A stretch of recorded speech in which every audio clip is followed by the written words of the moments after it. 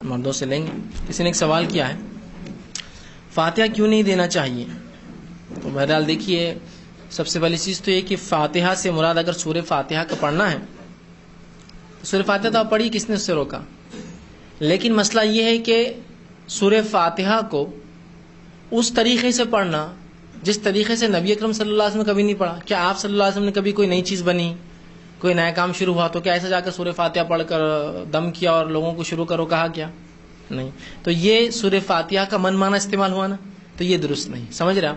سورہ فاتحہ کا پڑھنا، فاتحہ کا پڑھنا غلط نہیں ہے، سورہ فاتحہ کو فاتحہ کہتے ہیں، لیکن سورہ فاتحہ کو خاص کرنا، دکان کھل رہی تو، مکان بن رہا تو، نیا پھل آ رہا تو، نئی چیز آ رہی تو، اولاد پیدا ہوئی تو پڑھ کر چیزوں پر پھونکتے پھر اس کو بانٹتے ہیں، یہ طریقہ نبی اکرم صلی اللہ علیہ وسلم چونکہ نہیں تھا تو غلط ہے۔ آپ جتنے بار سورہ فاتحہ پڑھنا چاہے پڑھتے رہیے، لیکن اس طرح سے پڑھ کر خاص کرنا یہ غلط ہے، اسی لیے فاتحہ دینا درست نہیں ہے۔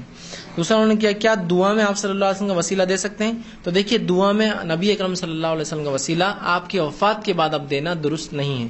جب آپ حیات تھے تو آپ کے وسیلے سے صحابہ دعا کرتے تھے، لیکن آپ کی وفات کے بعد کسی نے بھی آپ کے وسیلے سے دعا نہیں کی، تو نبی اکرم صلی اللہ علیہ وسلم کے وسیلے سے دعا کرنا آپ کی وفات کے بعد درست نہیں۔ ورنہ لوگ حوالے لاتے حدیث میں ہے، لیکن وہ زندگی میں تھا، آپ کی وفات کے بعد نہ کسی صحابی، نہ کسی تابعین، نہ کسی امام نے اس کا حکم دیا کہ نبی کے وسیلے سے کیا جائے۔ ہاں، ہم جو کچھ کر سکتے ہیں وہ ہے نبی سے محبت شرعی عبادت ہوتی ہے، تو ہم یہ وسیلے سے دعا کر سکتے ہیں، اللہ جو تجھے تیرے نبی سے محبت ہے اس کے وسیلے سے، یا ہمیں جو ہمارے نبی سے محبت ہے اس کے وسیلے سے۔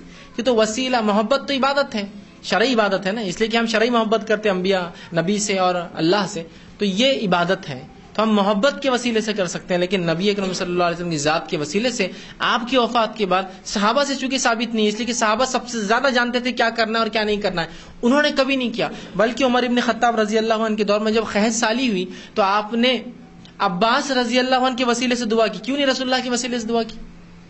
آپ نے یہ دعا بھی کی، اور امام بخاری نے اس الفاظ کو نقل بھی کیا، اور عمر ابن خطاب رضی اللہ عنہ نے دعا کی کہ اے اللہ، جب تیرا نبی ہم میں زندہ تھا تو اس کے وسیلے سے ہم دعا کرتے اور تو بارش برساتا، لیکن آج تیرا نبی ہم میں موجود نہیں ہے، لہٰذا اس کے چچا عباس کے وسیلے سے ہم تجھ سے دعا کرتے ہمیں بارش دے، اور بارش ہوئی۔